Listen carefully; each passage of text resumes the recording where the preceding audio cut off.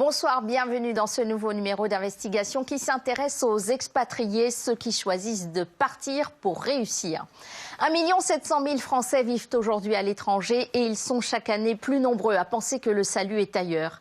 Les originaires des Outre-mer n'échappent pas à cette tendance. Dans ces régions où le chômage frappe les jeunes de plein fouet, l'appel du grand large est une réalité et c'est surprenant. Le Québec les séduit de plus en plus. Nous avons rencontré des membres de cette diaspora. Ils sont réunionnais, antillais ou bien encore polynésiens. Certains sont étudiants, d'autres réalisent leurs rêves en montant leur entreprise. Ils sont jeunes, débordants d'enthousiasme et parlent français. Ils ont donc tout pour plaire à cette province francophone du Canada qui leur tend les bras. Les programmes d'accueil vont jusqu'à les aider financièrement à s'installer. Bienvenue à Montréal, un documentaire de Frédéric André et Isabelle Texier. Ben non, c'est pas besoin parce que je vais mettre les noms des commandes directement sur les... Il est 10h à Montréal et comme tous les matins, Cédric Ferréol prépare ses dernières livraisons. Ok, lui il prend juste 6 acras de Colombo. Il y a un peu de tout, hein. Colombo, il y a des beaux kits, il y a plusieurs choses là aujourd'hui. C'est pas que des créoles, il y a beaucoup de Québécois aussi ils sont très curieux les Québécois de vouloir découvrir des nouvelles expériences culinaires. Donc ils viennent et puis voilà, ils commandent. Après avoir exercé dans le secteur de l'informatique, Cédric a décidé en 2010 de se lancer dans une autre activité et d'ouvrir un restaurant antillais, Saveur Soleil. Cédric connaît Montréal comme sa poche et c'est au pas de course qu'il livre lui-même entreprises et particuliers. On court. C'est ça les livraisons. En 7 ans, il s'est fait une belle clientèle sur l'île de Montréal. Oui, Montréal, c'est une île, comme la Guadeloupe et comme la Martinique. Originaire de la Guadeloupe, Cédric est l'un des piliers incontournables de la communauté ultramarine. Et c'est lui qu'on appelle en priorité pour avoir des informations quand on souhaite s'établir à Montréal. Oui, j'ai quand même une bonne expérience, ouais. Des fois, on joue le rôle d'ambassadeur, quoi. Voilà, si on peut conseiller, on peut des fois aider certaines personnes à soit trouver du travail ou même des fois pour l'installation. On a des fois des gens qui m'appellent direct de Guadeloupe ou de Martinique pour me dire quel quartier vous me conseillez, comment ça se passe pour ci, pour ça, voilà. Cœur économique du Québec, Montréal est la 2e ville la plus peuplée du Canada, une ville cosmopolite où l'immigration est le principal moteur de sa croissance. Chaque année, entre 3 000 et 4 000 Français s'établissent au Québec. Parmi eux, la communauté ultramarine a fait de Montréal sa destination privilégiée. Nous avons mené l'enquête pour savoir si ce nouveau territoire de l'outre-mer est un Eldorado ou un miroir aux alouettes. Pour cela, nous avons interrogé des ultramarins installés au Québec.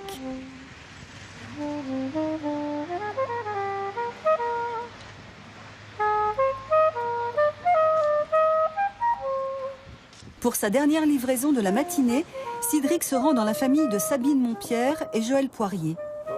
Hello. Comment vas-tu, Joël? Ça va bien? Coucou. Ça va? Oui. La forme? Oui, on est Je vous ai apporté votre commande. D'accord. Bye bye. Si tu as faim, oui, tu peux. Il y a 9 ans, Sabine, Joël et leurs enfants quittaient la Guadeloupe et s'installaient dans le quartier de Côte-des-Neiges.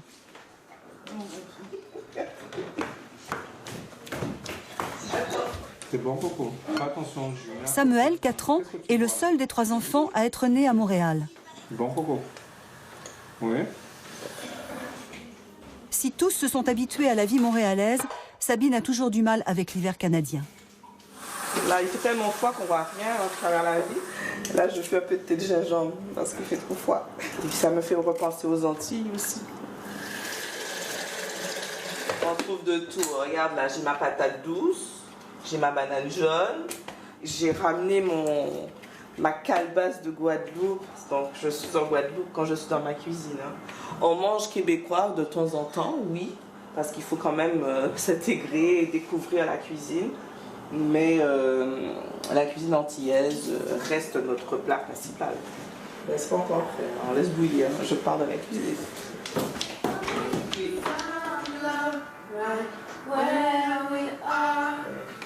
Les 2 aînés de la famille sont enfin réveillés, Swan, 18 ans, et sa sœur Nora, 14 ans. Nora s'entraîne pour l'audition de chant qu'elle doit passer dans quelques jours. Stacy, la copine de Swan, et Noémie, une nouvelle arrivante accueillie par la famille Montpierre, sont venues encourager Nora. Parce que déjà pour moi, quand je devais faire l'audition, Nora, est-ce que tu pars avec nous? Parce qu'après, on va tomber chez Robert. Et pour les Antillais, il a fallu s'adapter aux nouvelles obligations vestimentaires. Parce que eux, là, on nous exige qu'ils mettent tout l'attirail. Même s'il neige pas, mais il faut qu'ils aient la combinaison, le bonnet, le cache-cou. Parce qu'on les fait sortir et indépendamment, le temps est tellement surprenant ici. Aujourd'hui, tu peux partir de chez toi, il fait super beau. Des fois, ça peut arriver qu'on ait les 4 saisons dans la même journée. Tous les matins, Nora file à l'école et Sabine accompagne Samuel à la garderie. Alors la garderie, elle est vraiment proche de la maison. Tout de suite, j'ai eu le sentiment d'être comme chez moi. Parce que il y avait l'école des enfants proches, les premières nécessités, les meilleurs hôpitaux sont dans le quartier de Côte-des-Neiges. Il y a l'Université de Montréal, il y a vraiment... Puis c'est un quartier très communautaire, à la fois multiculturel. Et je travaille dans mon quartier, alors je ne pouvais pas mieux espérer. Sabine et Joël ont organisé leur installation en fonction de la scolarité de leurs enfants. Et ils n'ont pas hésité à emménager en face de l'un des 2 collèges français de Montréal. Du coup, les enfants ont poursuivi leur scolarité dans le système français et pas dans le système québécois. Et puis, pour faciliter les déplacements, on préférait qu'on habitait en face.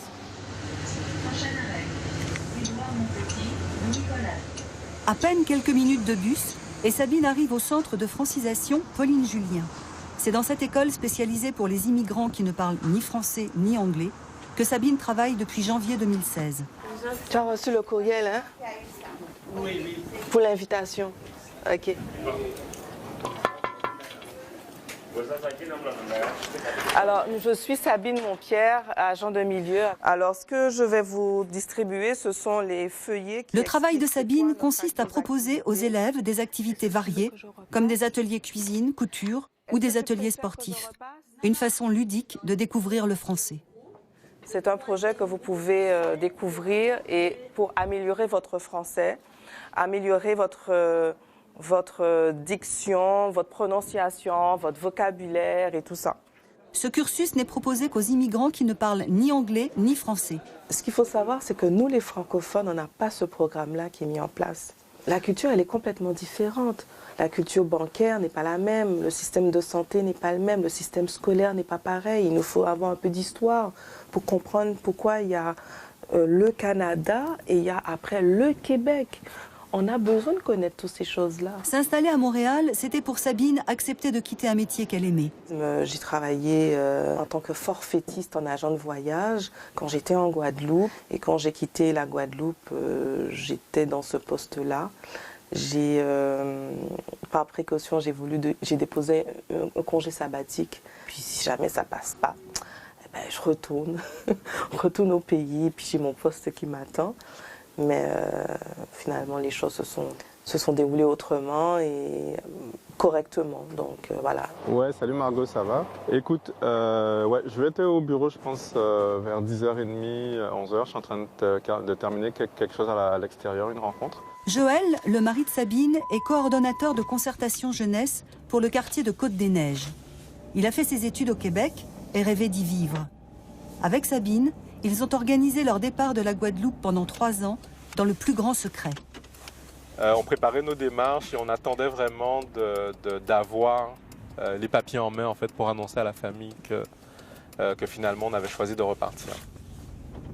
Moi, mon diplôme est québécois, donc moi, au bout de 2 semaines, j'avais un emploi. C'était pas le meilleur emploi, le mieux payé comme il faut, mais au moins je travaillais. Mais ce qui est bien ici, puis moi je trouve intéressant, c'est que c'est un pays d'opportunités, donc tu peux partir de rien et finalement réussir à force de travail, je te dirais, il n'y a pas de secret, mais tu peux quand même, t'as ta chance quoi, quelque part.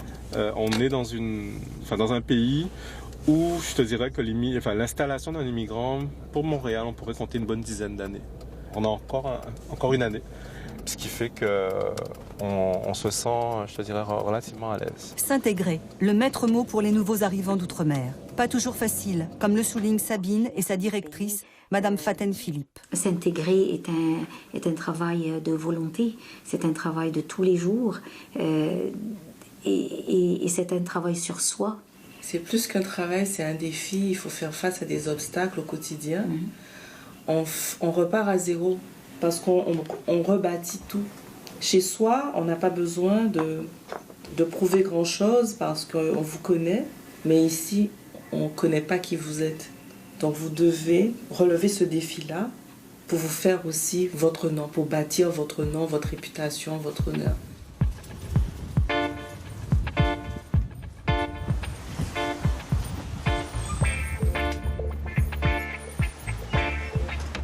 De retour, Cédric sert ses premiers clients antillais. Et voici alors Colombo. Si au début de son installation, ses habitués étaient antillais, désormais ce sont les Montréalais qui constituent l'essentiel de sa clientèle. C'est surgelé, oui. Mais pour l'avoir testé, c'est aussi bon que si on l'a fait. C'est la même qu'on utilise ici, c'est juste qu'on la congèle, mais c'est... Ouais. Comme j'ai un petit week-end avec des amis, là, pour se faire à l'apéro des accords. Tu la sors la veille, et puis le tour est joué. Oui, ben c'est ça, c'est pour demain. Ça tombe bien. Ok, parfait. 29,85 pour toi. Pour Cédric, l'intégration a été rapide. En 2004, il débarque à Montréal pour faire des études d'informatique de gestion. Être étudiant, selon lui, c'est une des clés d'une bonne intégration. L'adaptation, selon moi, est plus simple quand on fait ses études ici. Quand on est étudiant, on se fait facilement des amis, on se fait un réseau très rapidement. Voilà, c'est plus simple d'évoluer, c'est plus rapide, selon moi aussi. Montréal a été consacrée en 2017 meilleure ville étudiante au monde. Elle attire désormais les étudiants de tous les pays. Mais ce sont surtout dans les cégeps, l'équivalent de nos lycées techniques implantés dans toutes les régions du Québec, que nous retrouvons la majorité des étudiants ultramarins. C'est à 300 km de Montréal, dans la province de Beauce-Appalaches, à Saint-Georges, que nous allons à la rencontre de Cécile Dijoux, en passant par la Guadeloupe. Cécile Dijoux, jeune réunionnaise de 19 ans, est arrivée au début de l'année scolaire dans cette petite ville, à 50 km de la frontière américaine. Comme tous les matins, Cécile prend son petit déjeuner en famille. Coucou. Ça va et toi? On prend mon petit déjeuner. On mange des gaufres avec du sirop d'érable. Hein? Salut mon cœur. Coucou maman. Comment tu vas? Ça va et toi? Coucou ma chérie. Ça va? Tu me vois? Ben oui, je te vois.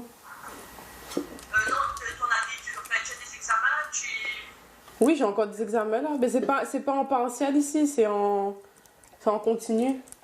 2 activités par jour. Et il y a 4 activités à faire.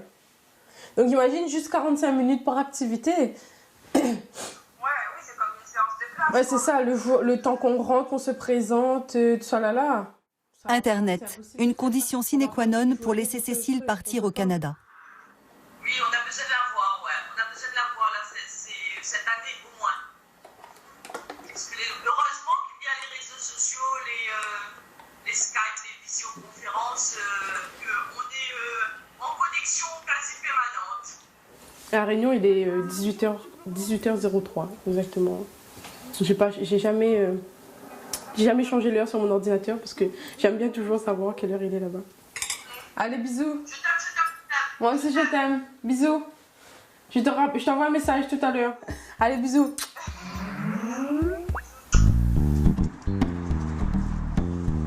Le lycée du Cégep est à peine à 5 minutes du logement étudiant de Cécile. Depuis le mois de septembre, elle y poursuit des études d'éducatrice spécialisée.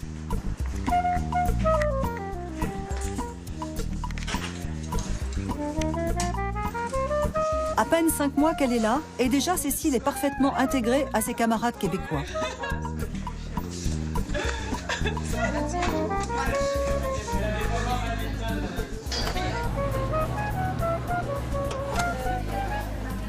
Au déjeuner, elle retrouve ses copains réunionnais.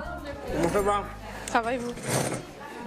Une dizaine d'étudiants. Avec les anciens et les nouveaux. Attends, je compte. Attends, il y a toi, il y a moi, il y a Clara, il y a Héloïse. Non, Charline, c'est pas réunionnaise. Oui, il y a des gens de partout. On a des amis qui viennent de Saint-Joseph. Il y en a qui viennent du Tampon. Moi, je viens de Saint-Leu. De Piton-Saint-Leu.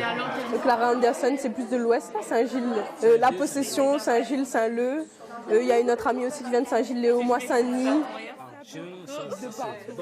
Tous ces étudiants ultramarins ont été reçus à leur arrivée par Pierre-Olivier Lachapelle, responsable de l'accueil des étudiants étrangers.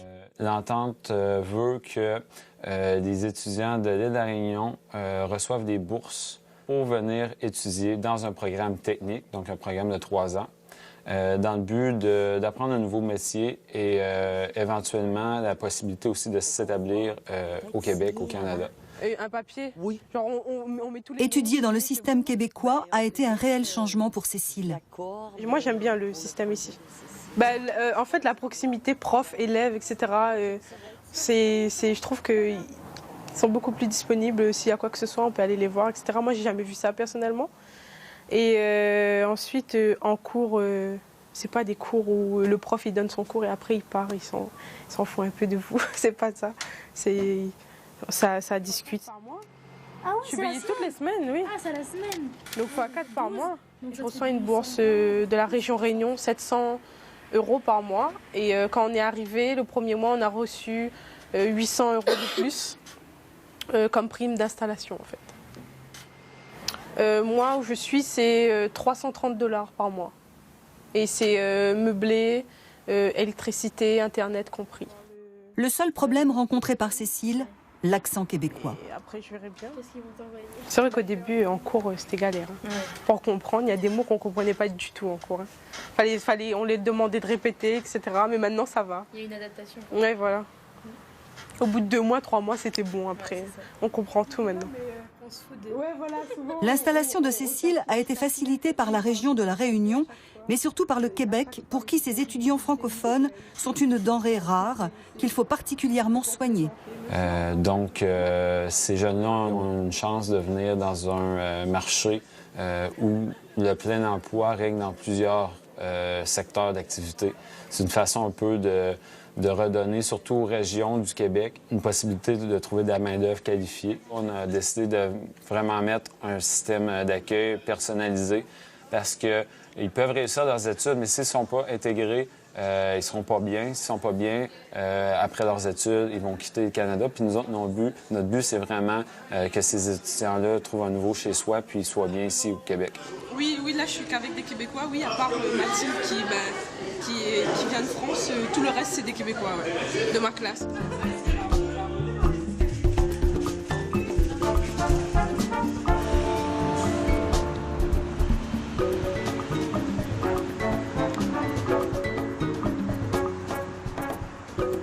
Retour à Montréal, où nous avons rendez-vous avec Anya Ursulé pour parler culture. Bon, j'arrive pas, il est gelé. Écoute, à l'intérieur, j'ai du mal à le rentrer parce que c'est gelé à l'intérieur. Bon, ça y est. Cette ancienne graphiste a créé l'association Franco-Caraïbes. Partenaire officiel de la ville de Montréal, Franco-Caraïbes a pour mission de promouvoir les cultures franco-caribéennes. Pour cela, elle a rendez-vous avec son interlocuteur de la ville de Montréal, Jérôme Pruneau, le directeur général du DAM, Diversité artistique de Montréal. Moi je voulais te voir pour faire un petit point, un petit peu sur ce qui va se passer pour Franco pour l'année prochaine. Écoute, tu sais, on a le projet Visage Outre-mer. Le rôle du DAM est de donner une place aux artistes issus de la diversité. Jérôme, on se voit très régulièrement pour parler des activités franco-caraïbes et de la place de la diversité. J'aime bien voir son retour parce que toutes les idées que j'ai, je viens les tester auprès de lui. Donc je viens le voir et je lui dis « Jérôme, j'ai une nouvelle idée ». Donc au final, on va faire un premier saut de puce pendant les journées de la culture, avec notamment... Montréal se diversifie tous les jours un peu plus. C'est 1000 immigrants par semaine qui arrivent au Québec. Donc il y a un habitant sur 2 à Montréal qui est issu de la diversité finalement. Il ne faut pas penser non plus que être francophone au Québec, c'est une facilité. C'est sûr que quand on est ultramarin, qu'on arrive en plus de Martinique et Guadeloupe, on ajoute une couche de difficulté par le fait qu'on est très souvent minorité visible, comme on dit ici au Québec et au Canada. Donc, c'est un ensemble de réalités sociales avec lesquelles il faut composer quand on est un artiste qui vient de Guadeloupe ou de Martinique, par exemple. Ce sont des artistes qui ont peut-être eu une très belle carrière dans leur pays d'origine, par exemple en Guadeloupe ou en Martinique, mais quand ils vont arriver ici, ils ne sont connus de personne. Donc il faut accepter de repartir à zéro, de trouver de faire les bonnes étapes pour tranquillement être amené à rentrer dans des réseaux de diffusion. Les journées d'Ania sont rythmées par ses rendez-vous avec des artistes des îles comme Angélique, danseuse de Zumba, avec qui Ania prépare un spectacle que lui a commandé la ville pour les 175 ans de la naissance de Montréal. Ce qu'il faut, c'est qu'on va commencer à travailler la choré. Ça peut être intéressant. Hop. Je sais pas, toi, tu mets combien de temps? Alors, moi, il y a une chose qui m'a frappée, et c'est la raison pour laquelle j'adore le Québec, c'est cette cette posture d'ouverture vis-à-vis de l'immigrant ou de la personne nouvellement arrivée. Premièrement, il y a le Québécois est plutôt curieux. À partir du moment où vous venez d'ailleurs, il est plutôt ouvert à vous écouter, à vous entendre et à découvrir votre culture. Deuxièmement, étant donné que le Québec a besoin, le Canada a besoin d'immigrants, il y a une posture d'accueil qui est totalement différente qu'en France. C'est qu'ici, l'immigration, les immigrants, ils apportent de la richesse. C'est-à-dire qu'il y a une reconnaissance du fait que l'immigrant va créer de la richesse et va participer au dynamisme économique, social et culturel du pays. D'artiste en artiste, la journée d'Ania se déroule à un rythme soutenu. C'est dans le quartier des spectacles qu'elle rejoint le sculpteur antillais Eddie Firmin, qui expose dans une des 25 galeries d'art contemporain du fameux Belgo. Un succès. Ah, c'est toi encore? Oui, c'est moi partout. Ah oui, c'est toi? Oui, ah oui, c'est toi. Absolument, moi. Ah, oui. Ça s'appelle Ego Portrait. Hein. Oui. Donc c'est que moi partout. Oui. Même la langue créole qui servait de moyen de communication entre le maître et l'esclave était une langue de communication. C'est pas plus facile ici qu'ailleurs, c'est pas plus difficile ici qu'ailleurs. Sauf que bon, quand même ici, beaucoup de talents se retrouvent ici. Beaucoup de très bons artistes se retrouvent à Montréal parce que c'est aussi un espace culturel, c'est un point névralgique culturel, donc c'est sûr qu'il y a un peu plus de compétition, mais bon, c'est la pratique des arts. Là-dessus, je serais incapable de vous dire si c'est plus facile, si c'est mieux, si c'est moins bien, si c'est se faire une place, c'est toujours un combat en pratique artistique. Les esclaves étaient considérés comme des meubles. C'est incroyable ça, je ne savais pas. Dominique, ma galériste.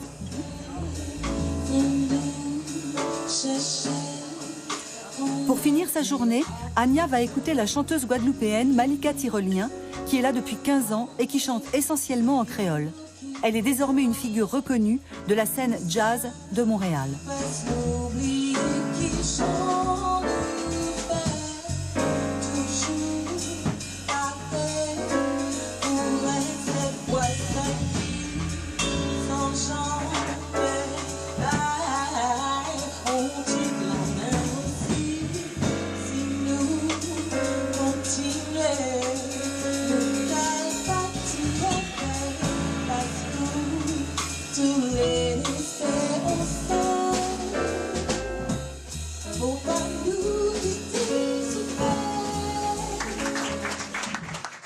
Si être un artiste est un défi pour les francophones, réussir dans les affaires au Québec est un pari que certains jeunes issus des îles françaises n'hésitent plus à prendre. Olive de la neige. Qu'au fait? Cédric a tenu à nous présenter un jeune couple, Sébastien le Martiniquais et Julie la Guadeloupéenne, qui viennent de créer Autentia, une société dédiée aux soins capillaires. C'est Julie, chimiste, qui formule les produits pendant que Sébastien gère la communication d'Autentia. Et puis aussi, il faudra qu'on prépare la sortie du... Skype et les réseaux sociaux sont les outils indispensables de cette nouvelle start-up québéco-antillaise. Cool. À partir de quand? À partir, je pense... Julie et Sébastien ont installé leur société dans leur appartement, en plein cœur du Mile End, le quartier à la mode de Montréal. C'est dans la communauté antillaise qu'ils se sont rencontrés. D'accord. Je vous laisse. Si Julie et Sébastien ont rapidement créé Autentia, c'est qu'au Québec, tout semble plus simple à ces jeunes créateurs d'entreprises. Ici, enregistrer l'entreprise, ça s'est fait en 30 minutes. On l'a fait sur notre canapé, donc on a fait tout à partir d'Internet. Donc on a créé notre société de A à Z à distance. Fini les boucles décaissantes. On formule nos produits ici, on les fabrique ici. On expédie également aux Antilles, à un distributeur qui dispatche ensuite nos produits dans les pharmacies en Martinique, Guadeloupe et Guyane. Mais nous, on est ici à Montréal pourtant, effectivement. Mais grâce aux nouvelles technologies de communication, on est capable de communiquer avec notre audience qui est en Guyane, en Martinique, en Guadeloupe. Petite anecdote, on a conseillé une cliente qui était dans une pharmacie en Guadeloupe à partir d'ici. On a été capable de la conseiller en live sur le choix de ses produits. Et c'est ce qu'Internet nous permet de faire qui est juste magique en fait. On peut être antillais, installé à Montréal et vendre des produits sur le marché antillais. Aujourd'hui, en 2017, c'est quelque chose qui est possible. C'est un pari risqué, mais je pense qu'on a réussi.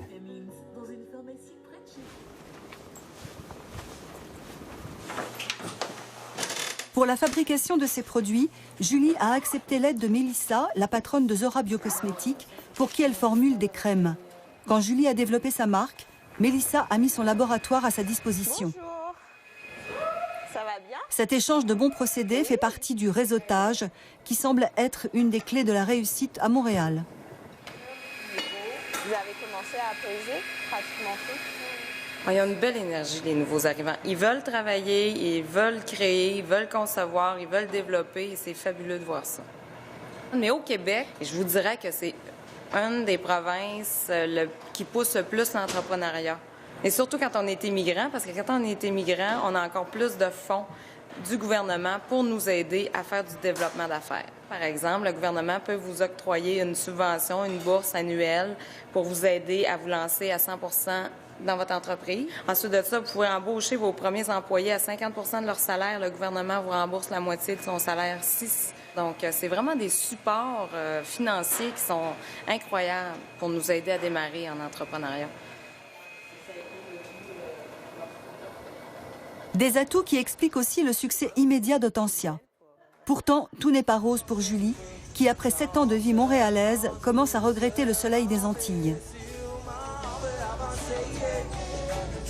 Kenanga, il est de la Martinique. Donc, quand il fait gris comme ça, c'est toujours agréable d'avoir un peu de chaleur. C'est sûr que ça manque. Les Antilles, le soleil, la musique, la nourriture, la famille, les amis, oui, ça manque. On a toujours des petites phases où on a le mal du pays. Et pour se guérir du mal du pays, une seule adresse à Montréal, Saveur Soleil. Ocala, Guadeloupéen, en Oualais, ouais.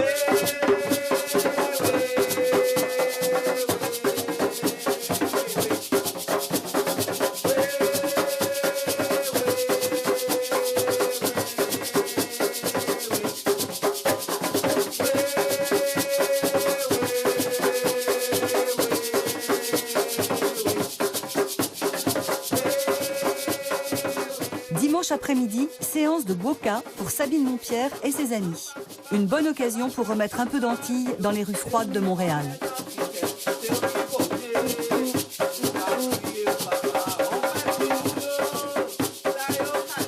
Pour certains des musiciens qui n'ont jamais joué en Guadeloupe, vivre au Québec est un prétexte pour revenir à sa culture.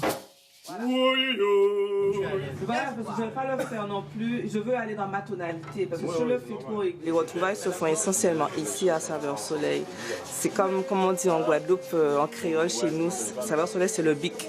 Donc ici au Québec, en dehors du fait que je me suis lancée comme défi de trouver ma place, parce que la place, elle est possible pour chacun de nous, mais dans cette démarche que je fais auprès de ma culture, je la vis au quotidien, dans les événements que je crée, dans ma façon de vivre même, dans ma façon d'être. Je suis guadeloupéenne et je le porte fièrement ici. Saveur Soleil, le bic guadeloupéen, un vrai remède contre le blues de l'hiver canadien. Oui, on va dire que c'est un point où on peut se retrouver, comme un quartier général en fait. C'est une bonne manière de se ressourcer, de venir, d'écouter de la musique locale, d'échanger, de parler créole entre nous, et puis de pouvoir manger, boire un verre, écouter de la musique. C'est comme un concept un peu. Mais la culture antillaise, c'est aussi et surtout la cuisine de là-bas. C'est comme s'il n'a pas mis la hotte, donc toutes les odeurs de nourriture se pavadent un petit peu ici, là, dans le restaurant, comme si on était dans un petit restaurant sur l'atoll en Guadeloupe. Je suis originaire de la Désirade. Je suis Désiradien pur souche. C'est où j'ai grandi, c'est où j'ai attaché les cabris, avec ma mère, avec ma grand-mère, avec ma famille. Ici, c'est bien ici. Je vis bien. Les gens sont gentils. J'ai dit que s'il n'y a pas autant de stress qu'en France, je n'ai pas à aller courir prendre le RERD pour arriver au travail. Je me réveille le matin, j'ai le temps de me réveiller, déposer mon fils, d'arriver à mon travail normal. Tout à l'heure, là, on va se faire un petit saumon au miel et ail, avec patates douces au sirop d'érable et des haricots verts. Donc ça va être le petit dîner de ce soir, tranquillement. Et oui, il y a des jours comme ça. Donc là, c'est un rhum blanc, agricole. J'ai hâte de connaître vos Ici, à Montréal comme ailleurs, pour réussir dans les affaires, il faut être très créatif. Et Cédric ne manque pas d'initiatives, comme cette dégustation de rhum des Antilles qu'il propose régulièrement et qui est de plus en plus appréciée de ses clients québécois. Ouais. On a des belles notes de fleurs. Hein. Voilà, c'est une petite évasion très sympathique, particulièrement quand il fait froid dehors comme aujourd'hui. Cédric, je trouve qu'il est très proactif, il a toujours des idées, plein d'idées, donc il n'hésite pas à créer des petits événements. En général, je dirais qu'à Montréal, les gens accueillent tout le monde, peu importe l'origine. Il y a une convivialité qui règne à Montréal que je n'ai pas retrouvée partout où je suis allée quand j'ai voyagé. Les collègues ramènent d'autres amis ou des collègues. Donc ça fait connaître les restaurants encore plus et c'est une bonne façon de faire du bouche à oreille. Donc j'ai tout de suite compris en fait qu'il fallait faire ce genre d'événement quand on a une activité. Donc il y a beaucoup de restos pour à peine 2 millions d'habitants. On compte plus de 3000 restos et bars. Donc c'est quand même beaucoup. La concurrence est rude. Il faut être tout le temps proactif, il faut tout le temps créer parce que les gens vous connaissent. Mais des fois, ils y pensent pas forcément et c'est pas parce qu'ils pensent pas à vous. Donc il faut faire des promotions, des choses comme ça pour les attirer.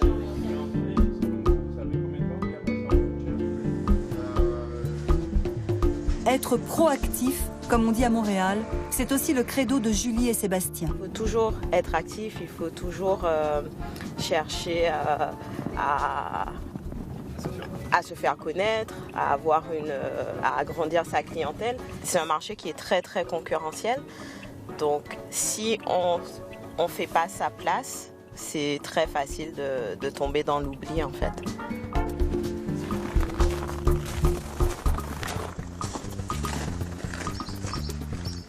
Ce samedi, dans le plus grand salon de coiffure afro de Montréal, il propose à la clientèle une idée originale. Un diagnostic du cheveu via une petite caméra reliée à un ordinateur. C'est parfait. Megan va commencer avec ça. Donc moi c'est Julie, je suis la créatrice de la marque Curls Vitamine. Aujourd'hui ce qu'on offre c'est vraiment des images microscopiques de ton cheveu. Il n'y a pas de rétrécissement ou parfois tu peux avoir quand tu as une cassure, on le voit au niveau de la peau. Dans la communauté ultramarine de Montréal, le bouche à oreille a fonctionné. De la Réunion à la Martinique, toutes les femmes se sont donné rendez-vous au salon Inhéritance. Je viens de la Martinique. Sainte-Anne. Oui, quand même. Il y en a plein de Antillais, plein de gens du Caraïbe. Je pourrais même dire c'est une plus grande partie de toutes les Noirs qui se présentent à Montréal, qui ont un background de la Caraïbe. Parce qu'une nuit ne peut pas Là, je suis installée vraiment depuis pas longtemps, octobre 2016. Et je suis bien, j'adore cette ville, j'adore les gens. Ce côté de l'océan me va très bien. Et puis c'est la même chaleur humaine, c'est vraiment l'univers des possibles. C'est vraiment un way of life qui me plaît. L'initiative était au rendez-vous. L'affluence a dépassé les espoirs du jeune couple et à la demande de leurs clientes, ils vont devoir très vite renouveler l'expérience.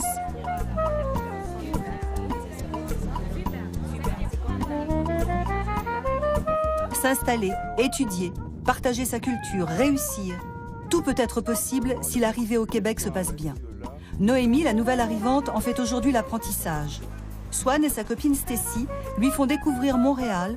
Et pour la jeune fille qui a toujours vécu sur une petite île des Antilles, cette découverte de la grande ville est une vraie expérience. Donc la fameuse cathédrale où Céline Dion s'est mariée, par contre c'est payant. Donc Noémie, comme tu le vois là-bas, il y a une calèche, c'est typique du Vieux-Montréal. Moi, comme j'ai dit, j'étais jamais allée dans une métropole, j'étais jamais allée dans une grande ville. Moi, je sortais d'une petite île, donc arriver ici, c'est vraiment des paysans. Après, c'est cool, parce que tu découvres plein de choses.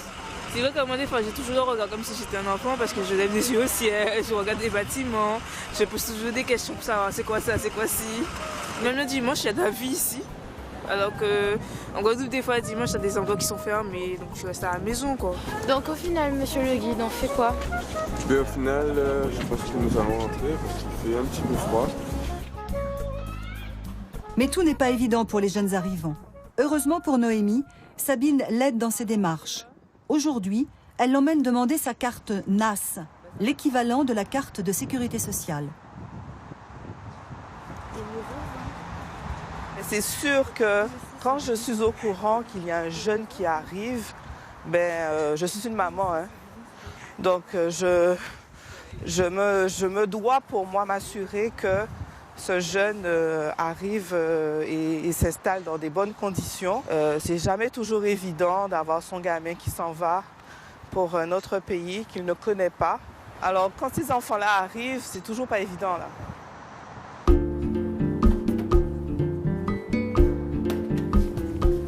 Noémie, originaire des Abîmes, en Guadeloupe, est arrivée il y a 3 mois pour faire des études à l'UQAM, une des plus grandes universités de Montréal.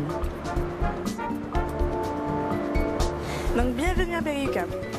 Noémie ne s'est pas encore fait beaucoup d'amis, à part la copine de Swan, Stacy, guadeloupéenne elle aussi, arrivée 6 mois plus tôt.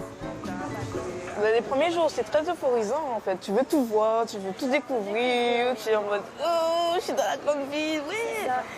C'est vrai que la Guadeloupe, c'est bien jusqu'à un certain moment. À un moment, comme l'âge de... après avoir quitté le lycée, souvent, dans la tête des Antillais, après le lycée, ça veut dire on part. On va faire nos études à l'étranger. On n'a pas le temps de s'ennuyer ici, en fait.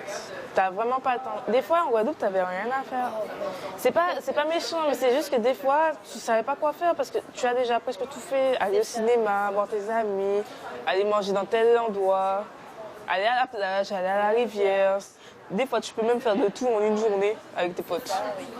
Et tu découvres aussi les restaurants ou même les magasins parce que il y a des magasins qu'on connaissait pas. J'avais juste envie, c'était de découvrir, d'aller quelquefois dans des endroits que je ne connais pas et de marcher pendant des heures. Moi, j'adore ça. On est arrivé dans le truc, Stacy et moi, on était complètement perdus.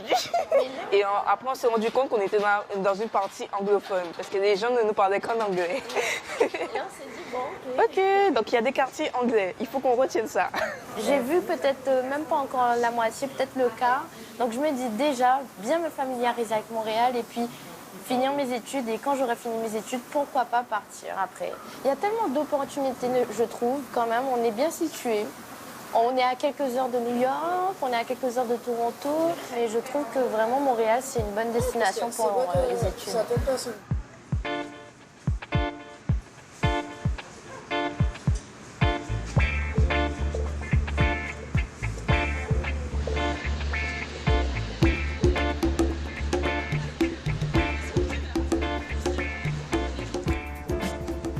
Il n'y a pas que les étudiants qui choisissent le Québec, mais aussi beaucoup de jeunes trentenaires qui souhaitent prendre un nouveau départ dans la vie. C'est le cas de Cédric Cardonnet, qui est emblématique de ces nouveaux arrivants. Il est informaticien, une profession très recherchée par le Québec, qui n'hésite pas à venir faire ses entretiens d'embauche à Paris. Je suis tombé sur ce qu'on appelle les Journées Québec. C'est un salon qui se déroule à Paris tous les ans. Et les entreprises qui sont en besoin ici vont au salon et peuvent recruter des personnes, mais je parle d'expérimenter, par exemple, en informatique. J'ai passé mon entretien à Paris et après, j'ai passé d'autres entretiens sur Skype. Depuis chez moi, j'ai passé d'autres entretiens sur Skype. J'en ai passé 3 ou 4. Je suis venu 4 mois après l'entretien. Donc, j'ai dû tout vendre en 3 mois. Et pour l'instant, je ne regrette pas. Le temps de faire mes papiers ici, ça m'a pris 1 semaine. Parce que moi, c'est un rêve d'enfant pour moi. Et puis, il ne faut pas se mettre de limites dans la tête et foncer, quoi. Et puis essayer. Mais voilà. J'espère que ça va continuer et j'espère pouvoir élever mes enfants ici. J'ai déjà 2 enfants ici. Et j'espère que ça puisse durer et que je puisse rester. Donc, je fais en sorte que les choses aillent bien, quoi.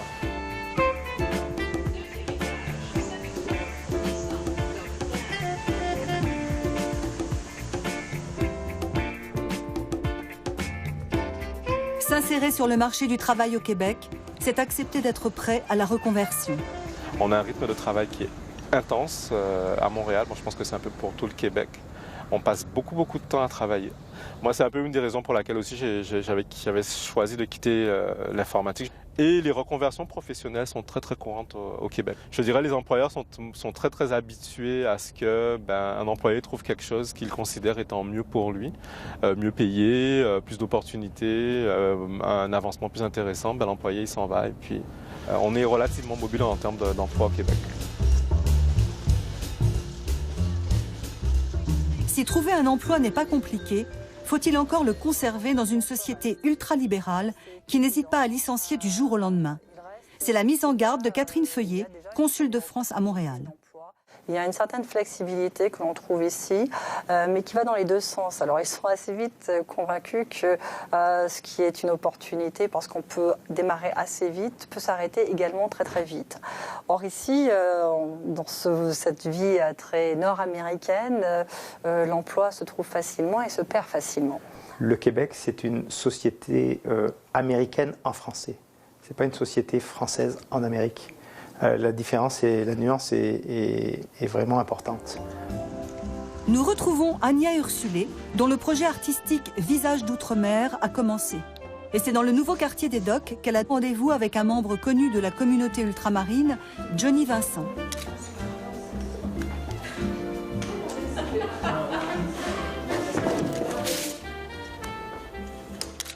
Alors, Visage d'Outre-mer, c'est un projet photographique dont l'enjeu est de donner un visage et une voix aux communautés de la France d'outre-mer qui sont installées à Montréal. De 2011 à 2012, j'ai fait une petite étude de marché et je me suis rendu compte que les communautés de la France d'outre-mer n'avaient aucune visibilité ici. La première raison, c'est que les communautés de la France d'outre-mer sont arrivées depuis beaucoup moins longtemps que certaines communautés. Deuxième chose, les communautés qui nous ont précédées sont arrivées avec un besoin d'ancrage beaucoup plus fort que les communautés de la France d'outre-mer. Du coup, on n'a aucune visibilité. Moi, très souvent, de toute façon, comme je suis noire et que je parle français, on pense que je suis haïtienne. Le projet Visage d'Outre-mer est très important parce qu'il va véritablement permettre au grand public d'aller à la rencontre des ultramarins. Donc, un grand nombre d'ultramarins vont participer au projet et on va pouvoir les découvrir dans leur vie à Montréal. Voilà. Mais pour les ultramarins, l'adaptation à la société et au marché du travail canadien n'est jamais facile. Johnny Vincent, architecte, en a fait l'expérience. On veut bien que l'architecte fasse le projet, mais il faut que l'architecte qui va faire le projet ait déjà fait 3 écoles, 5 musées, 3 hôpitaux. J'en ai fait 0 pour l'instant. Ce qui fait que je peux faire aucun projet de ce genre. C'est un peu ça qui est un peu compliqué au Québec. Et quand on lui demande quel conseil il donnerait à ses compatriotes qui souhaitent venir s'installer... N'allez pas au Québec, non, si, je vais leur dire de se préparer. C'est pas la France, c'est l'Amérique du Nord. Vous allez déchanter, mais tout est possible. Et puis, ceux qui gagnent, c'est ceux qui vont jusqu'au bout. Faut pas se décourager, justement, sinon ce serait trop facile. Voilà. Puis je suis content que ça ait été difficile, entre guillemets. Et assurément, le plus difficile pour les ultramarins, c'est de s'habituer à la longueur et à la violence de l'hiver. Cette année, une tempête de neige paralysant le Québec est survenue au mois de mars. Une tempête comme les Québécois n'en avaient pas vu depuis de très nombreuses années.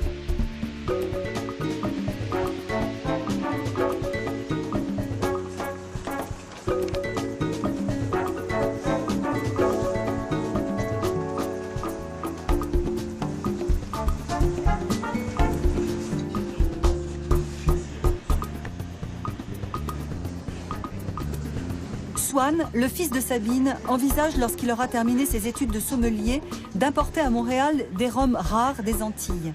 En attendant, il a trouvé un job d'étudiant dans le quartier de Côte-des-Neiges, à 2 pas de chez lui.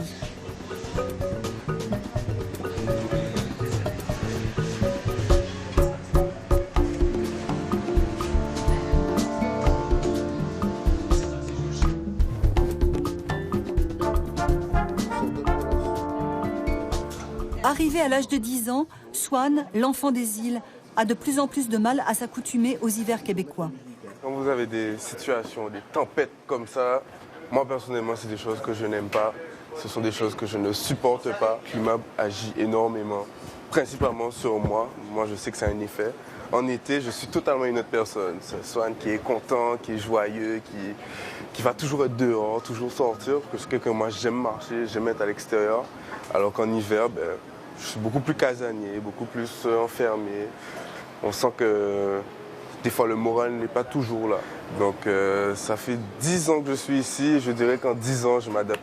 Plus les années passent, on nous dit, moi je m'adapte au froid. Au froid. Quand tu viens des îles, quand tu viens du chaud, tu blanchis, je blanchis en hiver. Donc ça aussi, c'est quelque chose qui... Ça te demande un temps d'adaptation, d'accepter aussi. Je me dis que d'ici 2-3 ans, peut-être je ferai comme les Québécois. Je pars l'hiver 6 mois et je reviens ici l'été. Beaucoup de Québécois, c'est ce qu'ils font. Ils fuient l'hiver. En hiver, ils partent en Floride, dans le sud. Et en été, ils restent ici. Partir, rester.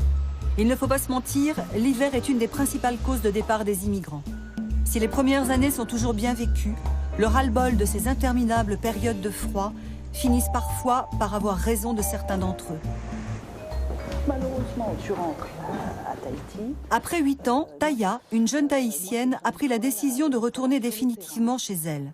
Elle vient organiser son départ avec Nathalie Simon-Clair, sa rédactrice de L'Outard de Libéré, un web magazine franco-québécois pour lequel elle travaille. Oui, j'ai eu la chance à L'Outard de Libéré d'intégrer des ultramarins. Pour moi, c'était très important d'avoir cette mosaïque de la France. Moi, j'ai eu la chance de rencontrer Taya. Je trouve que c'est une belle rencontre. Et à chaque fois, je remarque que c'est des grilles de lecture différentes où on sent que sa culture polynésienne venait prendre le dessus sur ce qu'on avait pu apprendre à l'université, même ici, au cégep. Et je trouve que c'est extrêmement intéressant dans une rédaction d'avoir des gens qui ont des formats différents. Peut-être qu'il faudrait, je sais pas. Moi, je pensais, Oui, je pars. Oui, parce que j'estime que j'ai fait tout ce que j'avais à faire ici. Et je mentirais pas que l'hiver m'a fait réfléchir, ça c'est vrai. Je suis une fille du soleil, donc évidemment, arriver au bout de 8 hivers, je suis pas sûre de vouloir continuer. Et arriver à un moment, pour moi, dans mon cas en tout cas, il me faut un cadre familial. Ouais, surtout si j'ai envie de monter un projet avec toutes les péripéties qu'il va y avoir. C'est un projet d'entreprise. Je pense que j'aurais vraiment besoin d'être entourée. Et je pense aussi que j'ai plus à apporter en rentrant. J'ai plus à apporter chez moi, en rentrant chez moi, avec tout ce que j'ai appris ici, que de rester ici. Ici, là, nous, on arrive, on est plongé dans une autre vie qui est complètement différente. Donc, on reste quand même avec peut-être une autre façon de penser ou...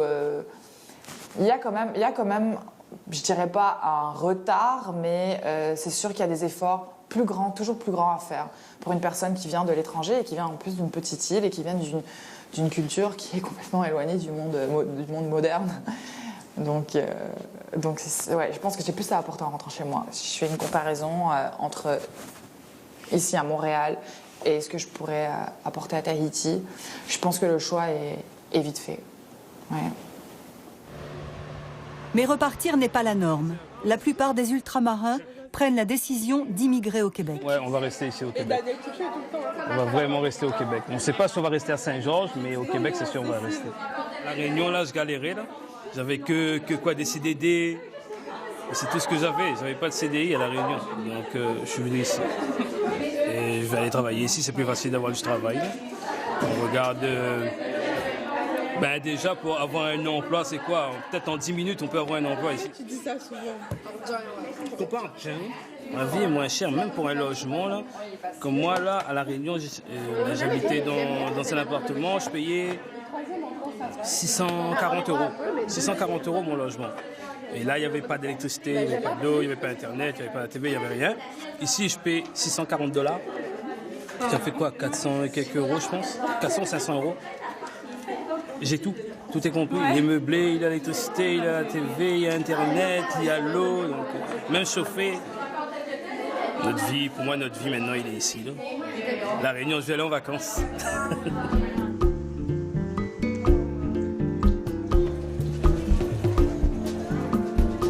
Fin de semaine pour les ultramarins de Montréal. Ce samedi, la famille Montpierre est invitée à la soirée Hommage aux femmes, qui récompense des femmes qui s'investissent de façon remarquable pour le développement économique, social, politique et culturel du Québec. Ce soir, Sabine Montpierre est distinguée pour son engagement et pour son travail auprès des nouveaux arrivants. Elle vient de la Guadeloupe. Sabine Montpierre.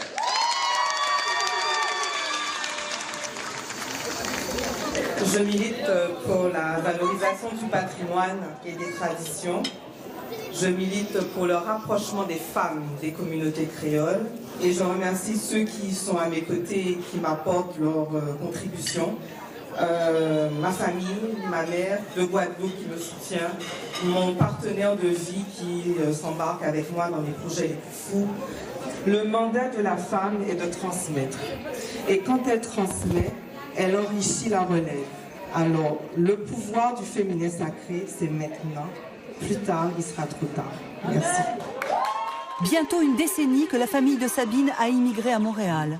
Un long parcours, difficile parfois, mais qui aujourd'hui trouve son aboutissement dans cette reconnaissance. C'est maintenant 9 ans qu'on vit ici, je me sens... Je suis québécoise. Je suis québécoise, originaire de la Guadeloupe.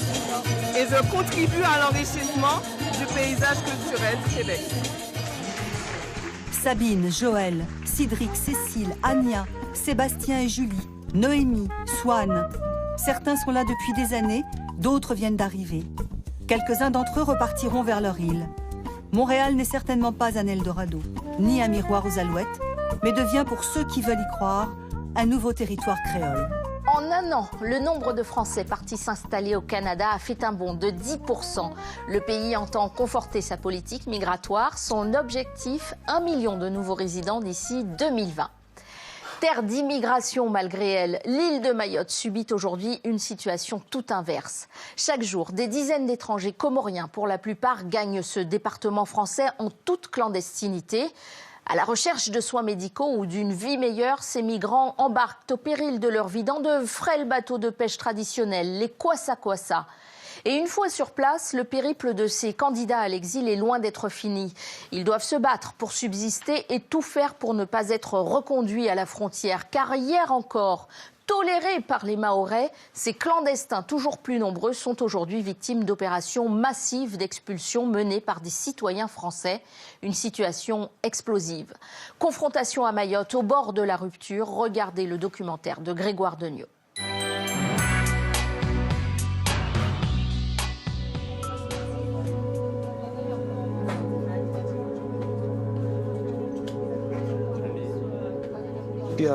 Nous cuisinons là.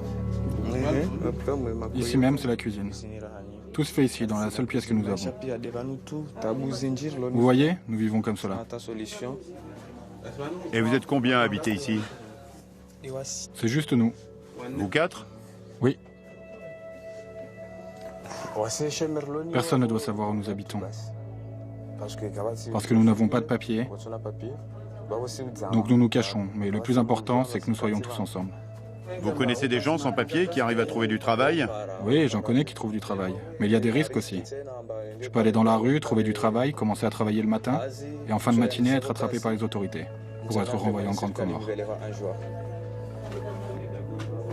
Vous regrettez d'être venu à Mayotte? Effectivement, je regrette. Je ne pensais pas vivre ainsi. Je pensais pouvoir vivre une vie plus normale en habitant ici qu'en étant là-bas. Mais malheureusement, en arrivant ici, je me suis rendu compte que j'étais loin de la vérité. Cette situation n'est pas simple. Comme Ismaël et sa famille, ils sont de plus en plus nombreux à tenter leur chance à Mayotte. Pas de grosse différence avec la métropole. Sur cette petite île de l'océan Indien, l'immigration clandestine et l'insécurité agitent la vie locale. Un tiers de la population n'a pas de papier, les bidonvilles grossissent et les problèmes aussi.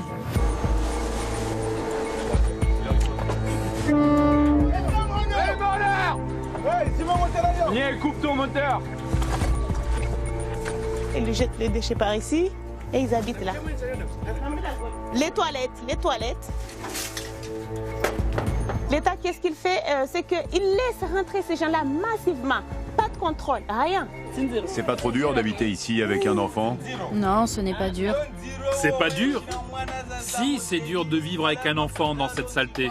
Qu'ils sortent d'ici. Allez, on les dégage. Ils veulent qu'on retourne chez nous.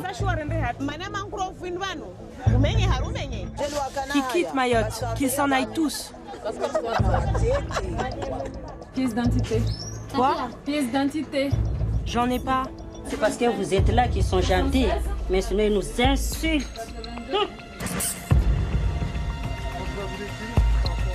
Il faut tous les expulser.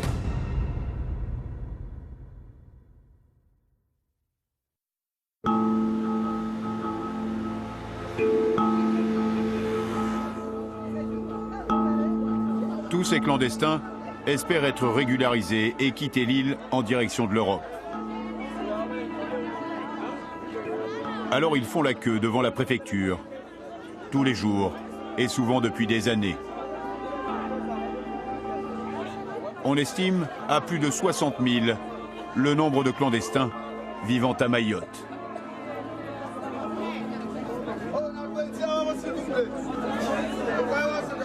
Moi, je veux une carte de séjour. Mon père est français, donc je veux ma carte de séjour. Et vous êtes à Mayotte depuis combien de temps? Depuis 1994, je suis à Mayotte. J'ai demandé un récépissé, il a été rejeté. Certains disent qu'il y a beaucoup trop d'étrangers à Mayotte. Les Mahorais ont raison. Parce qu'on est beaucoup ici. La délinquance augmente. Et pourtant, je suis grande comorienne. Mon père m'a élevée ici, à Akwa, et m'a mariée là pour que je puisse faire ma vie. Donc les problèmes qui se posent aujourd'hui ne sont pas seulement pour les Mahorais ou les grands Comoriens, mais à nous tous. Comoriens et Mahorais ont toujours vécu ensemble, passant d'une île à l'autre, sans se soucier des problèmes d'identité.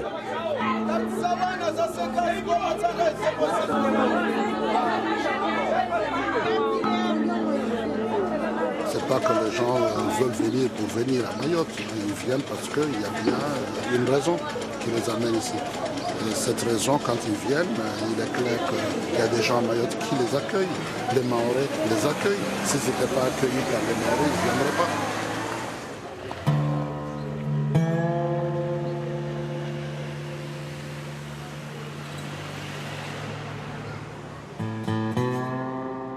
Le soleil se lève sur le dispensaire de Mamoudzou. Et la file d'attente est déjà longue pour se faire soigner.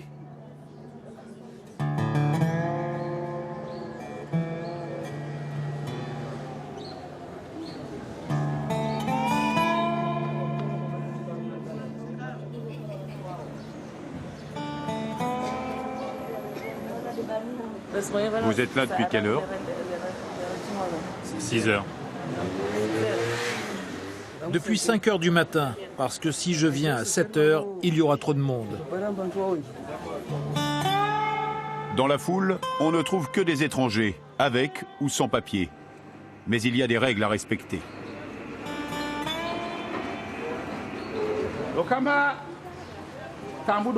Les problèmes sont toujours les mêmes.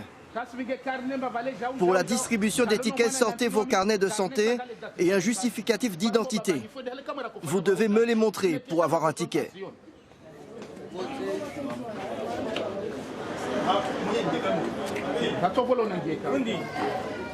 La qualité de notre système de santé attire de plus en plus de migrants malades.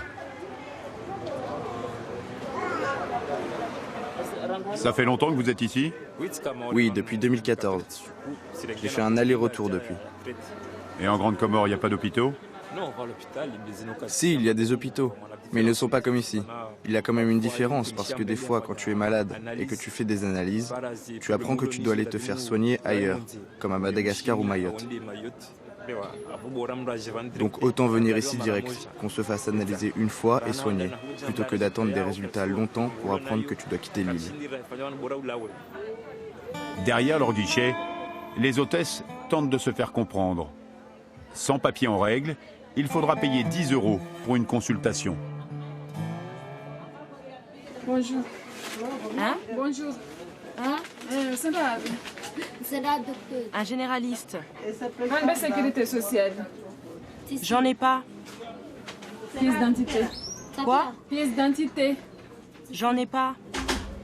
Madame, on va dire, s'il vous plaît. Merci.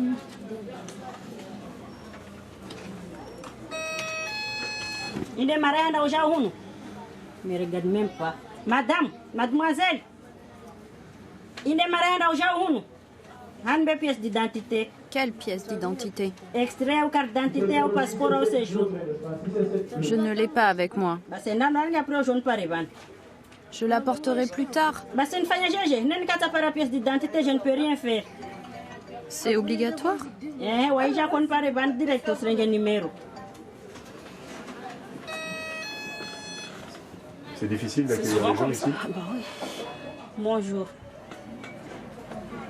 Le carnet.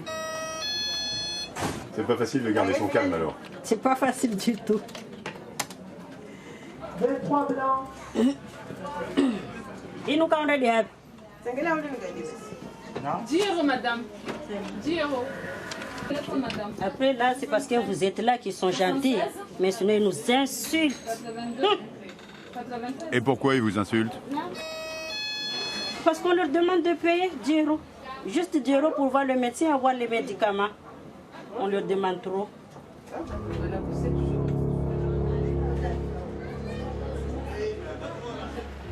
La nuit est tombée.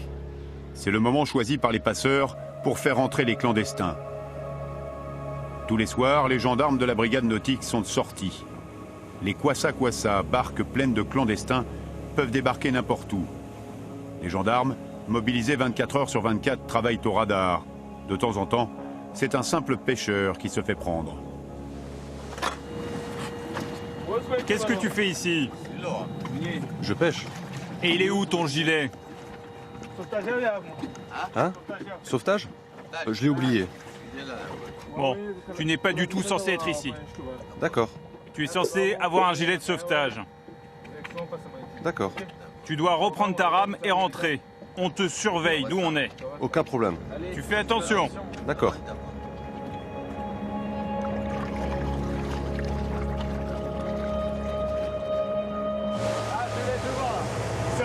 Cette fois-ci, le bateau de la gendarmerie est à fond. Il faut faire vite. Une barque a été repérée tout près de l'île.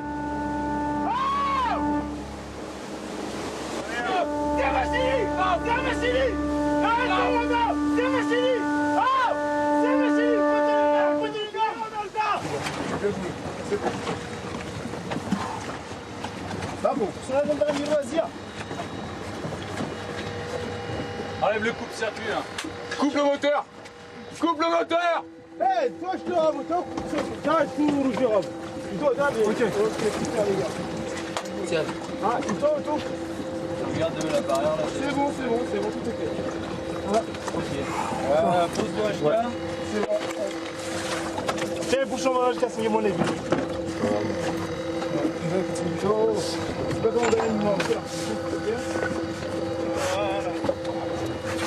C'est quoi ça? Téléphone? Les téléphones, tu les prends ou pas? Attends. Je sais pas là. Puis t'es pas malade là. Tu es venu dans la quoi ça? D'accord? Donc moi, oui, tu es malade, mais moi je te dis de t'asseoir là-bas. D'accord?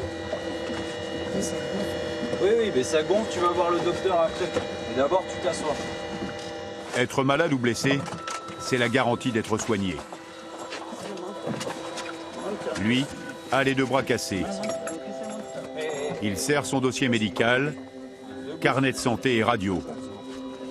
Tout est organisé pour qu'il soit pris en charge. Ils n'étaient pas très loin de l'îlot. Et de la dire juste, ils n'étaient pas très loin de l'îlot, je dirais. Ils s'arrêtent volontiers ou est-ce qu'ils essayent de continuer le plus loin possible? Ça peut être tentant quand ils sont près de la terre de se dire de se rapprocher directement, mais sinon autrement on reste relativement coopératif.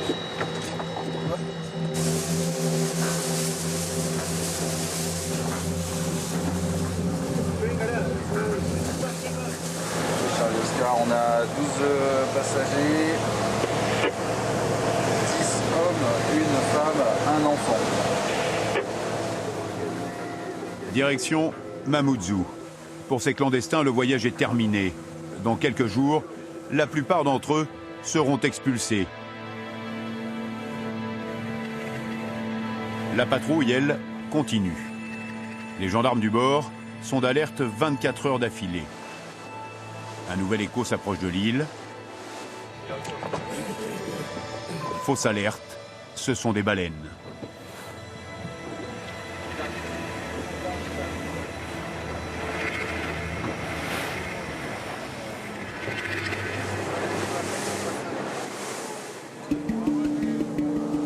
La trêve est de courte durée. Nouvel écho. Et cette fois, pas de doute possible. C'est bien un Kwassa.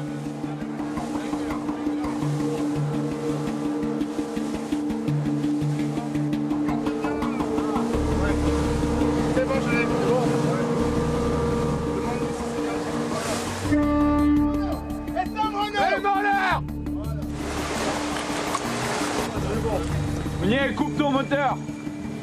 Coupe le moteur. Ouais, ici va monter là, yo. Ici va monter là. Non, il faut pas, voilà, c'est bon. Miel. Tire. Non, tu vas ngona mtsegelese shito, kwa strangi c'est bon. OK? Comme ce que nous changons. Zoka yetu vanhu seza mtumama na mtubaba. Ana mtumama na wana sarabu zia. OK? À bord, des femmes et des tout-petits. On leur a dit que leur enfant ne pourrait pas être expulsé. Il pourra grandir à Mayotte. Elles espèrent aussi pouvoir rester.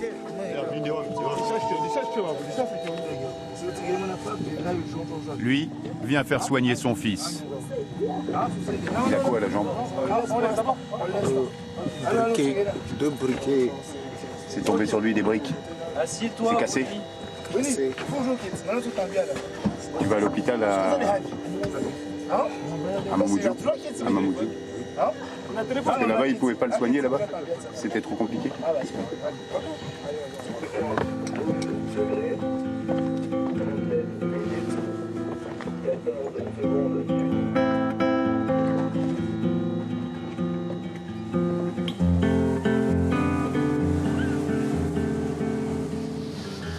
Depuis les Grandes Comores et Anjouan, le voyage ne dure que quelques heures et coûte 200 €. C'est une véritable ligne régulière qui fonctionne. Chaque jour, plusieurs barques sont interceptées, mais beaucoup d'autres passent à travers les mailles du filet. L'espoir d'une vie meilleure les pousse sur l'eau. On a un bébé avec plâtré, il a 2 parpaings, il a reçu 2 parpaings sur la jambe. D'accord, il est emplâtré.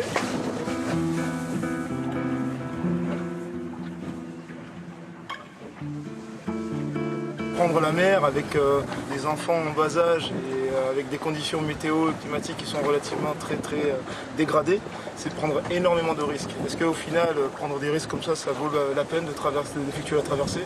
J'en suis pas forcément sûr. Parce que derrière, ensuite, c'est pas forcément dit d'avoir cette soi-disant vie meilleure. C'est une vie cachée, une vie sans réel vraiment d'espoir. Donc non, voilà, je suis pas très convaincu que ce soit la meilleure des solutions.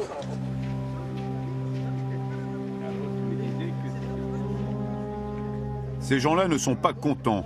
Ce sont des Mahorais, les vrais habitants de Mayotte, comme ils disent. Ils ne veulent plus voir de clandestins. Maïla fait partie du collectif. Ils ont rendez-vous avec le préfet. Nous, ce qu'on demande, tous les gens qui rentrent, on ne peut pas interdire des gens de rentrer, mais au moins qu'ils viennent légalement. Nous, quand on part à La Réunion, il faut des papiers. Quand on part à Métropole, c'est pareil. Pourquoi ces gens, quand ils viennent ici, ils ne viennent pas ils viennent pas normal, avec la voie normale? Moi, effectivement, la PAF qui a le droit de rentrer dans les villages. Dans les maisons. Dans les maisons. Il y a la maison. Il y a les gendarmes. Les gendarmes, c'est pour nous, venir nous barrer la route. En tout cas, on va sur les reconduites à la frontière, on n'a rien à foutre. Rien à fait. C'est pas efficace, ça fait voilà, depuis 20 ans ils le font, il n'y a aucun résultat. Donc il faut chercher notre moyen. Le moyen, il ne rentre pas dans le vide. Nous, on est le collectif de Mayotte, donc on a une réunion avec le préfet, parce que c'est la 5e réunion qu'on a depuis qu'on a commencé. Et tout ça, c'est lutte contre l'immigration clandestine qui rentre massivement sur Mayotte. Et pour l'instant, il n'y a rien qui avance? Il n'y a rien qui avance. Ils nous ont promis comme quoi on allait travailler ensemble et il n'y a rien qui a été fait. Au contraire, tous les jours, il y a 2 ou 3 Kwassa qui rentrent, qui amènent des enfants pour faire les rentrées scolaires. On a exposé plein de solutions. Ils nous exposent leurs solutions, mais il n'y a rien qui bouge. Il n'y a rien qui va. Ça veut dire que c'est eux, ils encouragent ces gens-là de rentrer au lieu de mettre des barrières comme quoi ces gens-là devaient quand même rentrer légalement sur Mayotte. La préfecture ne nous autorisera pas à filmer cette réunion, qui, selon les membres du collectif du Sud, ne donnera rien.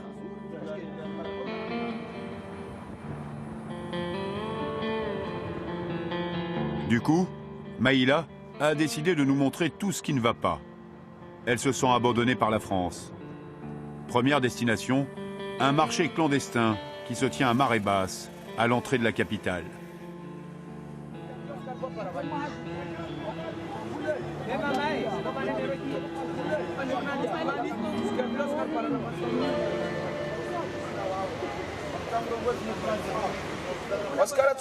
On aurait voulu ne pas se cacher ici et vendre là-bas avec tout le monde. Nous, on n'a aucun endroit où acheter et on ne veut pas voler. Parce que si on voulait voler... Ils veulent qu'on montre une autorisation et pourtant ils ne nous la donnent pas.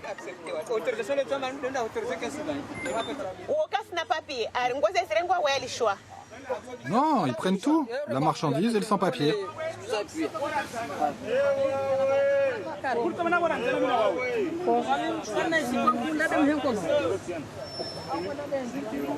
Ça me dérange parce que cet endroit, déjà, c'est dangereux. Et ça, ce sont des mangroves. Ça, c'est pas fait pour faire le marché. Mais pourquoi on les laisse faire le marché ici? Ça, il faut poser la question à la mairie. C'est la mairie de Mamoudzou qu'ils ont mis ici. La mairie de Mamoudzou, ils le voient tous les jours. Pourquoi il faut poser la question à la mairie. Pourquoi ils ont mis ces gens-là ici? Pourquoi ils n'ont pas cherché un endroit bien pour eux aussi, s'ils veulent les laisser, qu'ils font leur travail? Et tout ça, ce sont des gens qui n'ont pas de papier? La plupart des personnes ont des papiers, mais certains n'en ont pas. D'après ce qu'ils disent, on ne peut pas les fouiller non plus, pour savoir. Donc, en gros... Personne ne veut de nous ici. Ils veulent qu'on retourne chez nous.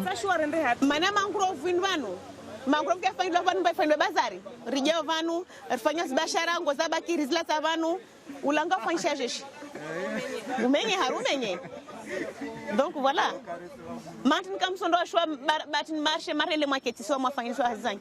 Je ne sais pas. Bien sûr, nous n'avons pas de papier. Parce qu'elle n'a pas eu d'enfant ici? Évidemment. Il faut absolument accoucher à Mayotte pour pouvoir espérer vivre à Mayotte.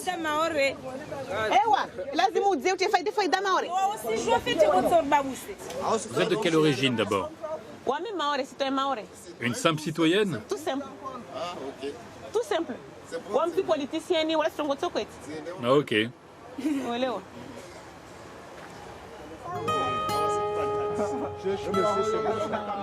Depuis quelque temps, la rumeur s'est propagée. Venir à Mayotte, c'est la garantie de devenir français et d'aller en Europe. Une nouvelle route de l'immigration s'installe. Je suis un réfugié de Somalie. Bien, je suis venu à pied et par l'eau, par bateau. Ça fait 9 mois que je suis là. Je ne sais pas où aller. Vous savez, cette vie est très difficile pour moi. Nouvelle étape avec Maïla. Les logements insalubres des clandestins. Ça, c'est un lotissement carrément ici. Pas d'eau, pas d'électricité. La dernière fois, j'ai compté, il y a 3 puits. Il y a des fosses septiques juste tout à côté de la puits. Donc, c'est vraiment sale. Donc, voilà, les déchets, ils le mettent là. Ils jettent les déchets par ici. Et ils habitent là. Donc, vous voyez, regardez tout ça. Ça, c'est une cour des gens qui habitent. Et la mairie, ils le savent tout ça. La mairie le savent. Il y a des enfants qui vivent ici. C'est la mairie qui doit quand même faire quelque chose. Vous voyez là, c'est un puits. Vous voyez les enfants qui sont à côté. C'est un puits. Les tôles, c'est dangereux avec les enfants. Vous voyez les enfants qui jouent. Les tôles, c'est dangereux. Il y a un puits qui est là. Il y a un puits qui est là-dedans. Et là, c'est un puisard. Et là, c'est un puisard. C'est pour les toilettes. Donc voilà. Ça, c'est vraiment... Ce sont des gens qui sont installés sans autorisation? C'est sans autorisation. Et ces gens-là, soi-disant qu'ils payent 40 € par mois. Leur loyer, ils payent 40 €. Mais qui va payer l'impôt? Est-ce que ça a été déclaré? Il n'y a pas de déclaration. Les Mahorais paient les impôts chers, mais regardez tous ces gens-là. C'est un lotissement entier qui est là. Mais à qui ils louent alors? Aux personnes sans papier, soi-disant. Personnes des clandestins qui n'ont pas de papier.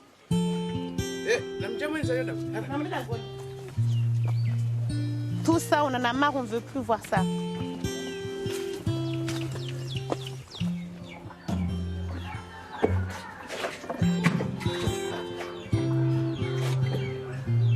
Maïla ne s'en prend pas directement à ces gens venus d'ailleurs. C'est à l'État français qu'elle en veut en priorité. Donc vous vous demandez est-ce que tout ça soit enlevé? Bah oui, j'aimerais bien quand même que tout soit enlevé. L'État, qu'est-ce qu'il fait? C'est qu'il laisse rentrer ces gens-là massivement. Pas de contrôle, rien. Les gens, quand ils viennent ici, ils cherchent à s'installer. Du coup, ils prennent le moins qu'ils ont. On propose ça, ils le prennent. On le propose, ils prennent. Donc, eux, qu'est-ce qu'ils veulent? C'est avoir une vie meilleure peut-être. Donc déjà, j'en prends aux autorités, j'apprends aussi aux personnes qui construisent des bangas et qui les louent. Donc j'apprends à ces deux personnes-là. Parce que là, ce ne sont pas des clandestins qui construisent, ce sont les Mahorais qui construisent ces bangas-là et qui font loger ces gens-là. Donc ça aussi, on est responsables, nous les Mahorais. On donne mauvaise image. Moi, je trouve non, on ne donne pas mauvaise image à la France. Nous avons retrouvé le propriétaire de ces baraques en tôle. Monsieur Chamassi était policier. Aujourd'hui à la retraite, il arrondit ses fins de mois avec ses bangas et pas question de les détruire. Nous sommes allés voir vos bangas là-bas et certaines personnes disent qu'il faut les détruire, que ce n'est pas aux normes, que vous ne pouvez pas demander des loyers pour quelque chose comme ça. Est-ce que pour détruire, c'est moi seul qu'on va les détruire? À Chirongé, il y en a, c'est Mkola, il y en a. C'est pas normal. Et où vont aller ces gens-là? Où vont aller ces gens qui veulent les détruire? Alors il y a des gens, en tout cas le collectif du Sud là, ils disent que c'est... Moi je m'en fais les collectifs du Sud là. Je le dis, c'était place sur si j'étais là, j'étais ces jours-là. Je peux les couper sa tête. Moi je m'en fous. J'ai 80 ans ici. Mais il n'a qu'à essayer.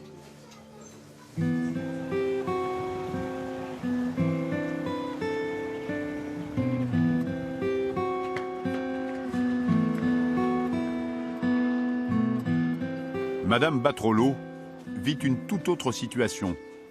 Son terrain, aux portes de la capitale, est squatté depuis des années par des centaines de familles. Et depuis, impossible de les faire expulser. Des gens occupent notre terrain. C'est nous qui payons les impôts. Là-dedans, il n'y a personne qui paye. Il y a certains qui se permettent de mettre en location. Ils ont fait plusieurs bangas et ils mettent en location. Je ne sais pas où est-ce que ça va aboutir, mais ça fait des années que ça traîne et on continue à payer. Et eux, ils sont là, ils habitent gratuitement.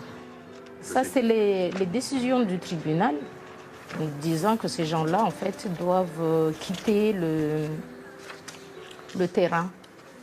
Alors en gros, vous avez beaucoup de papiers, mais pas beaucoup de résultats. Beaucoup de papiers, on a dépensé beaucoup d'argent, mais pas de résultats. Et en même temps, on ne nous accompagne pas. On crie, mais il n'y a personne qui nous accompagne jusqu'à maintenant. On est dépossédés. On a demandé à rester français, mais on n'imaginait pas que la France allait nous délaisser comme ça et nous laisser en fait envahir par ces gens-là. Maintenant, même se soigner. On ne peut pas se soigner correctement à Mayotte. Le bidonville, le voici. C'est le plus grand de Mayotte. Ici, on dit même que c'est le plus grand de France. Des milliers de personnes y vivent, certains depuis plus de 15 ans.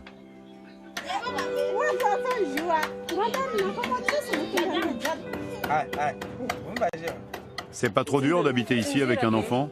Non, ce n'est pas dur. C'est pas dur? Si, c'est dur de vivre avec un enfant dans cette saleté.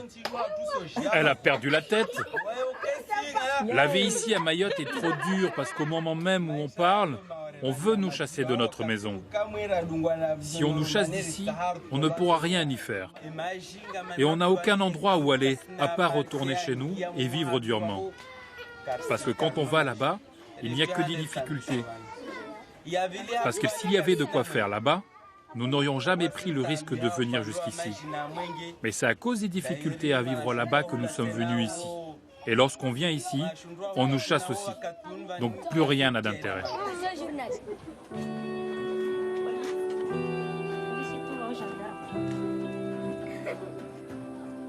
C'est des bangas qui existent depuis 10 ans, 15 ans, 20 ans. Ils commencent à se rendre compte qu'ils pourraient perdre leur terrain, mais voilà, pour moi, je pense que les gens qui habitent sur place ne pensent pas à ça, ils pensent à vivre. Ils ne pensent pas que leur terrain, enfin ce terrain-là leur appartient. Ils cherchent simplement à vivre en attendant que les aides arrivent.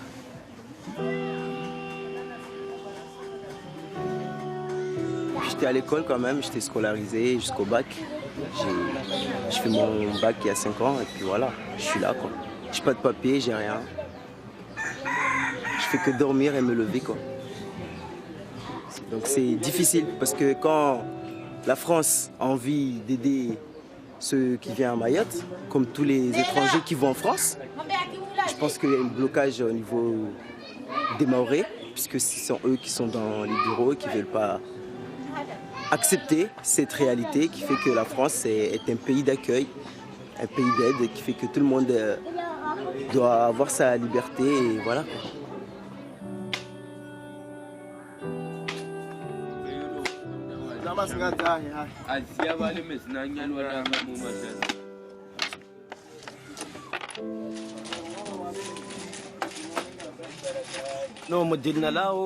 Je suis venu en Kwassa et je suis descendu à Mjango avec en poche juste le numéro de mon ami présent à Mayotte. Une fois arrivé, je l'ai appelé. Il est venu me récupérer à Mjango pour venir ici. En fait, en venant ici, je me suis rendu compte qu'il n'avait pas non plus d'endroit où habiter. On fuit la misère en venant ici. Et en venant ici, on retrouve la misère. Autant que je retourne là-bas pour me trouver un endroit où me poser tranquillement. À force de rester comme ça, juste comme ça à galérer, forcément un drame va arriver. Et moi j'essaie d'éviter ce genre de choses. C'est pour ça que je dis que c'est mieux que je rentre chez moi.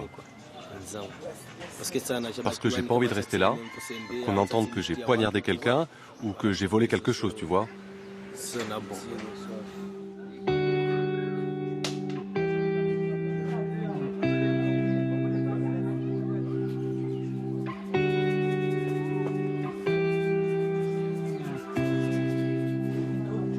Aux portes du bidonville, Shakila la Mahoraise accueille et aide les familles de clandestins, nouvelle cible de la population. C'est elle qui s'occupe d'Ismaël. Là, tout de suite, on est en train de courir à droite à gauche quoi, pour essayer de trouver un logement.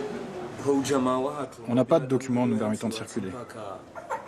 Même si notre entourage essaye de nous aider, il suffit que je fasse quelque chose que tu n'apprécies pas pour me mettre dehors, juste comme ça. Comme quelque chose sans intérêt, alors que nous sommes des humains. Vous êtes mahoraise? Il paraît que les Mahorais n'aiment pas les gens qui arrivent des grandes Comores et d'Anjouan. En fait, ça c'est des gens, par exemple, moi j'ai pas grandi ici, moi j'ai grandi à La Réunion. Pour moi, ça veut rien dire Mahorais, Comorien. Pour moi, on est tous, c'est nos frères, quoi. Aujourd'hui, il faut que les gens prennent conscience que c'est des êtres humains dont on parle. Ces familles-là, que ça fait plus de 3-4 mois, ils sont là, ils vivent avec leurs enfants à droite à gauche, balancés comme des animaux, alors que eux, ils savent très bien qu'ils sont venus ici, ils vont trouver des gens qui parlent la même langue qu'eux, des gens qui ont la même religion qu'eux. C'est ça aussi, quelque part, l'espoir, cette envie aussi de retrouver les siens, entre guillemets, se dire, bah, c'est les mêmes que nous, c'est notre famille, on va les voir. Mais maintenant, les impôts sont arrivés. L'administration elle a besoin qu'on fouille les caisses, il faut bien qu'on trouve de coupables. Et ben voilà, on trouve les Anjouanais, les Comoriens, on les met dehors, on fait ce qu'on veut alors qu'on en a tous profité, ils ont construit nos maisons, on les a même mariés avec nos enfants. C'est ça où je comprends pas, parce que si vraiment il y avait un problème entre les Comoriens et les Mahorais, comment se fait-il que les Mahorais se marient avec des Comoriens? Il faut qu'on soit honnête avec soi-même et on se dit, on les aide parce que tout ce qui leur arrive, ça peut nous arriver. La majorité des Mahorais voient en ces clandestins des fauteurs de troubles, apportant violence et insécurité.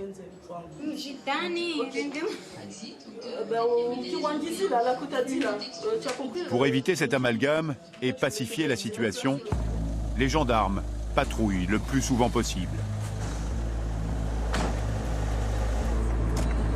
On va dire qu'on ne pourra pas contrôler l'ensemble des zones H24, parce qu'on n'a pas forcément les moyens matériels et humains. Tenir les bandes terrestres et côtières aussi grandes, c'est assez impossible. Ce matin, opération dans un village, le long de la côte.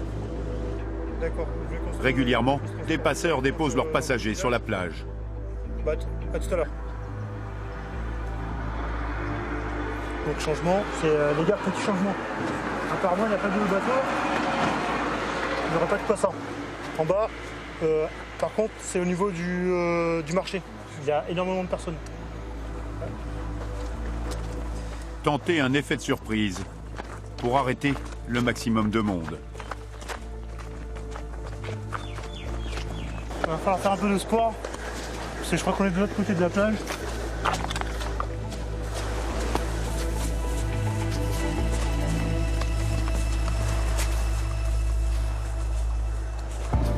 Mais comme souvent, la nouvelle de l'arrivée des gendarmes les a précédés.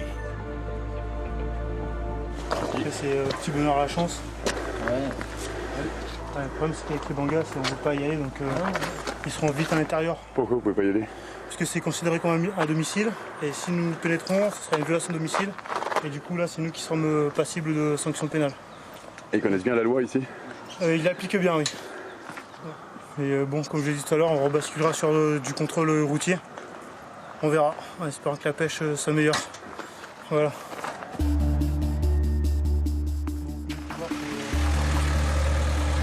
Très vite, le contrôle routier porte ses fruits. Avec plus de 30% de la population qui vit dans l'illégalité, les arrestations se multiplient. Les gendarmes vérifient chaque tentative d'explication. Vous habitez où? Juste là-bas.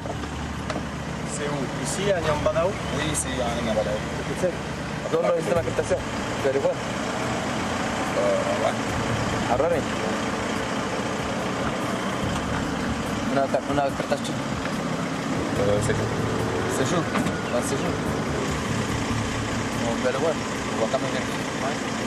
Tu montes avec nous? On fait avec nous, on va aller vérifier. Qu'est-ce que tu veux?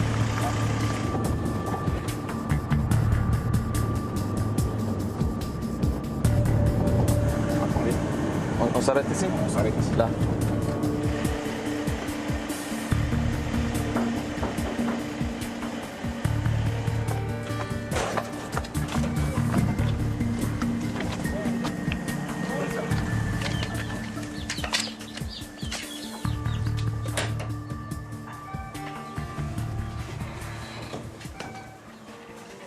Quand j'aimerais qu'il m'amène quelque chose.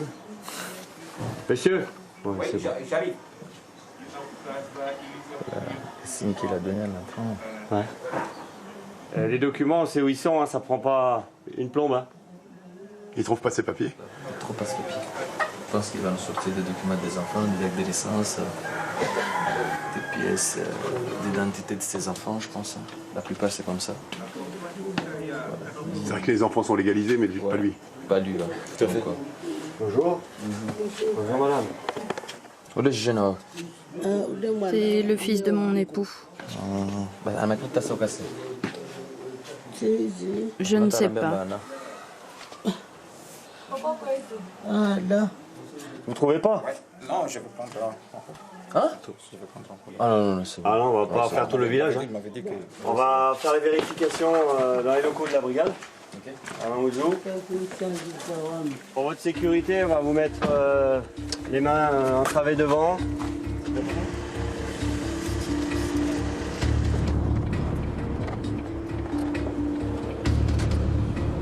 En 15 minutes, les 2 camionnettes de gendarmerie sont pleines.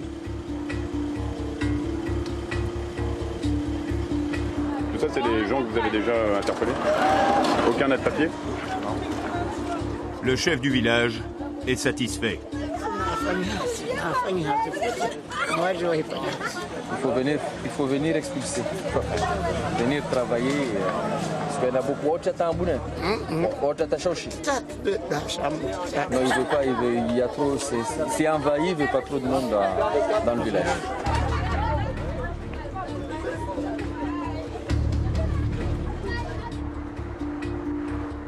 Les gendarmes repartent. Il faut maintenant prendre les identités et ficher ces migrants sans papier. L'interprète et on procède au fiche. Laissez-vous faire. Laissez-vous faire, c'est moi qui fais ça. Dans quelques jours, ils devront partir. Chaque année, 20 000 clandestins sont expulsés, laissant souvent derrière eux une famille, des enfants qui resteront à Mayotte.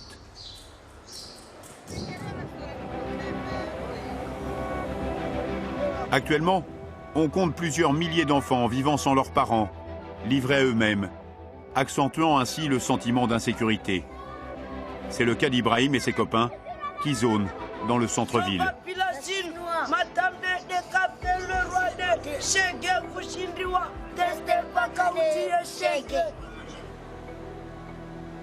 Moi, je suis née en Grande Comore, mais j'ai été envoyée ici pour venir chercher un avenir meilleur. Et tes parents, ils sont où? Mon père est décédé, mais ma mère est ici. C'est ta mère qui est ici, à Mayotte? Moi, j'ai quitté Anjouan en 2014 pour venir à Mayotte. Je n'ai même pas fait 5 jours que mes parents se sont fait arrêter par la police. Après leur départ, j'ai retrouvé ma grande sœur et aujourd'hui, on habite ensemble ici. Depuis qu'ils ont été renvoyés, ils ne trouvent plus le moyen de revenir à Mayotte. Quand je ne vois pas l'intérêt d'aller en cours, je n'y vais pas.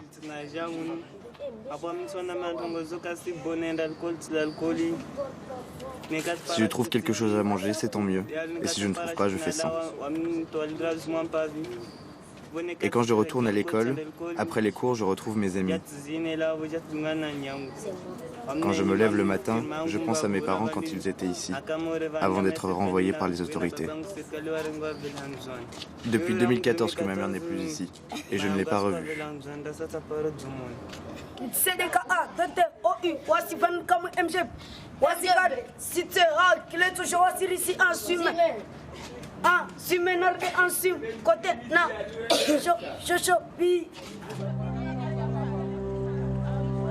Dans le sud de l'île, les amis de Maïla se sont donné rendez-vous pour une journée de prière.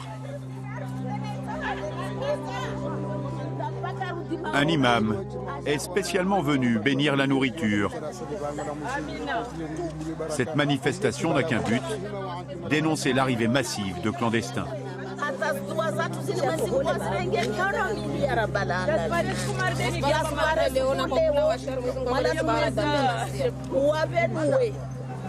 Quand on se battait pour nos droits, ils n'étaient pas présents.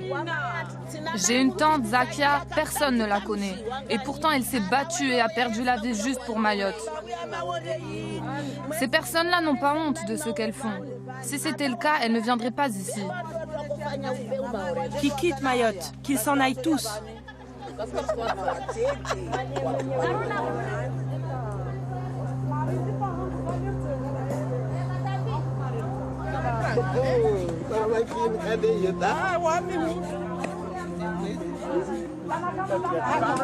Nous sommes venus faire des prières pour retrouver la paix et la vie d'avant, pour nos enfants, nos petits-enfants et les générations à venir. Nous ne leur permettrons pas de venir chez nous juste pour nous prendre la tête. Tous nos enfants sont partis étudier en France pour venir sauver notre île. Donc qu'ils retournent chez eux, qu'ils laissent notre île tranquille, qu'ils rentrent chez eux, qu'ils rentrent chez eux.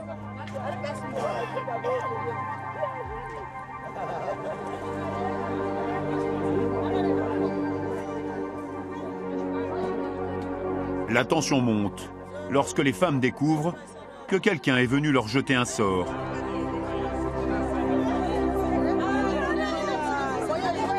Ceux qui ont fait ça, c'est quoi encore cette histoire? Ils n'ont aucun scrupule. Ça fait un moment qu'on a dit qu'on allait faire une prière ici. Et les concurrents sont venus poser ça là pour que tout ce qu'on fait, ça ne réussisse pas. C'est posé quoi? Les gris-gris sont là. Donc les deux petits coussins que vous voyez par terre. Parce qu'eux aussi, ils n'arrêtent pas, ils se protègent, ils font beaucoup de prières. Donc nous aussi, on fait des prières pour se protéger avant de continuer les manifestations. C'est protéger les Mahorais contre les gens des Anjouans et des Grandes Comores? Les gens qui veulent nous faire du mal. Il n'y a pas que les Comores ou les Anjouanais. Toute personne qui va nous faire du mal.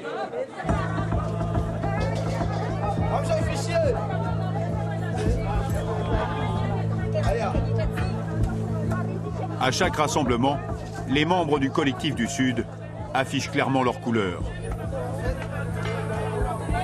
On est français et on est fiers de l'être. La France est en train de nous laisser dans un bateau qui est en train de couler, en fait. Et nous, on a choisi être français pour être libre. Si l'État français ne fait pas son boulot, nous, on va le faire. On va le faire parce que c'est nous qui vivons sur Mayotte. C'est nous. Le préfet, lui, il vit à Mayotte, mais il est au Dlem, il est en sécurité. Mais moi, chez moi, je ne suis pas en sécurité. L'île est petite, tout se sait très vite. Chaque manifestation est sous haute surveillance. Les gendarmes font tout leur possible pour que cela ne dégénère pas.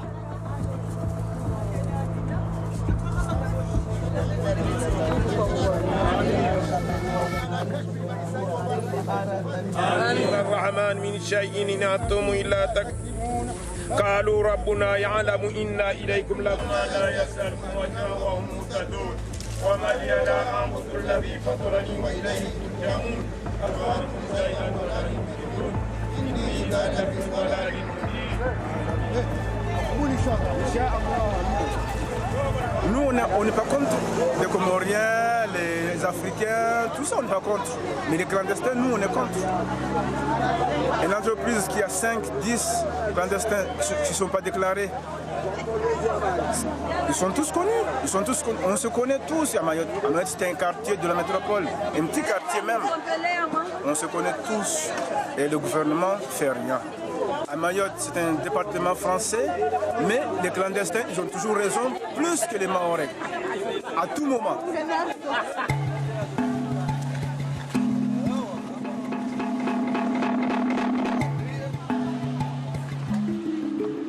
Après la grande prière, fin des discussions. Les plus téméraires se préparent. Ils vont investir un terrain où vivent des clandestins.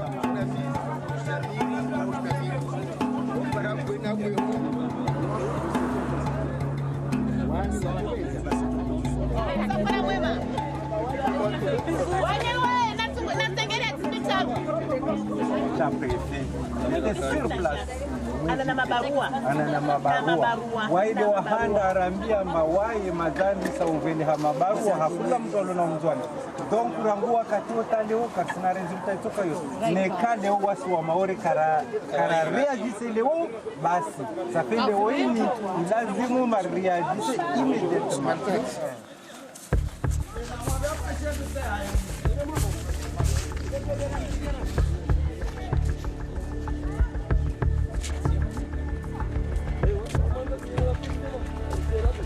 Siziatini?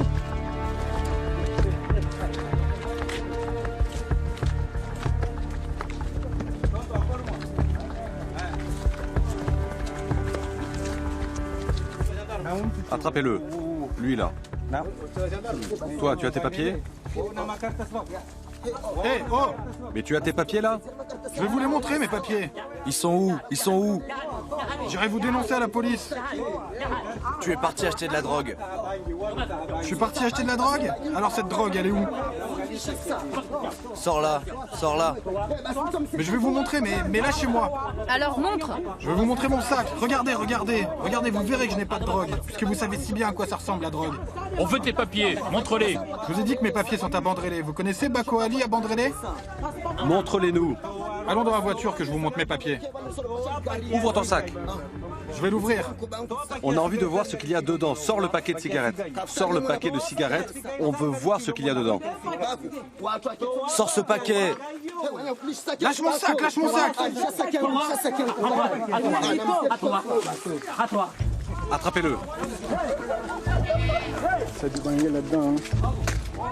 Qu'ils sortent d'ici. Allez, allez, on les dégage. Madame, est-ce que c'est votre terrain ici? Non. Il appartient à qui alors? Moi, je ne suis pas d'ici. Vous êtes d'où? Moi, je suis de la capitale. Où ça, la capitale? Lève-toi et tu dégages. On t'a dit, tu dégages. Ferme ta bouche.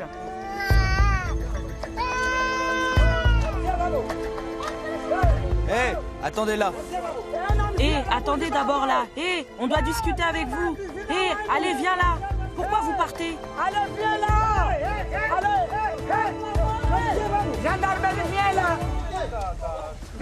Tout ça, c'est des maisons de clandestins? Oui, des bangas sauvages, et là, le propriétaire, il pleure, il paye des impôts, il perd tout, là, on demande au moins dans les 20 000 € pour prendre un notaire, c'est ça? Pour prendre un huissier pour venir observer, pour le dégager. Là. Du coup, ça fait des années, des décennies que le propriétaire, il pleure. Maintenant, il faut toute une procédure pour pouvoir dégager ces gens-là. La solution, c'est quoi? La solution, nous, c'est pas on bouscule personne, on observe pour dire à tout le monde entier, on va pas l'État le voit. L'État le voit. Ils le savent. L'État, ils le savent très bien. Le propriétaire, il pleure, il a fait des procédures. Mais ils n'ont rien à foutre.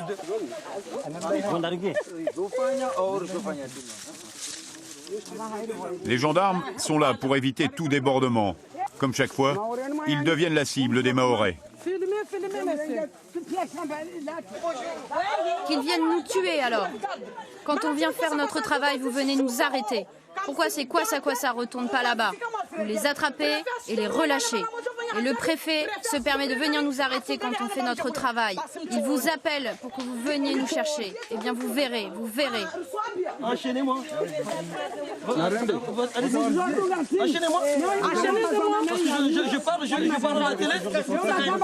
Non, allez-y. Vas-y. Allez, dégage. Arrêtez tout le monde. Dans l'archipel des Comores, depuis des siècles, on passe d'île en île.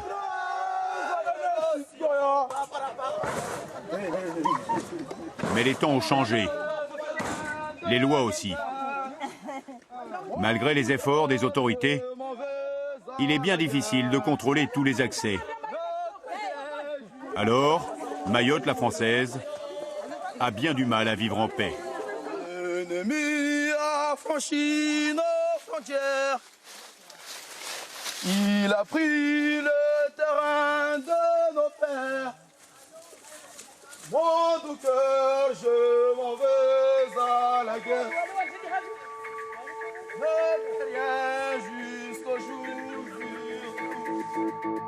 Dans l'île de Mayotte, 5000 mineurs seraient aujourd'hui déscolarisés au mépris du principe obligatoire de l'école pour les moins de 16 ans dans notre pays. Des enfants d'origine comorienne, pour la plupart complètement livrés à eux-mêmes, leurs parents ayant été bien souvent reconduits à la frontière. C'est ainsi que se termine ce numéro d'investigation. Merci de l'avoir suivi. Excellente soirée.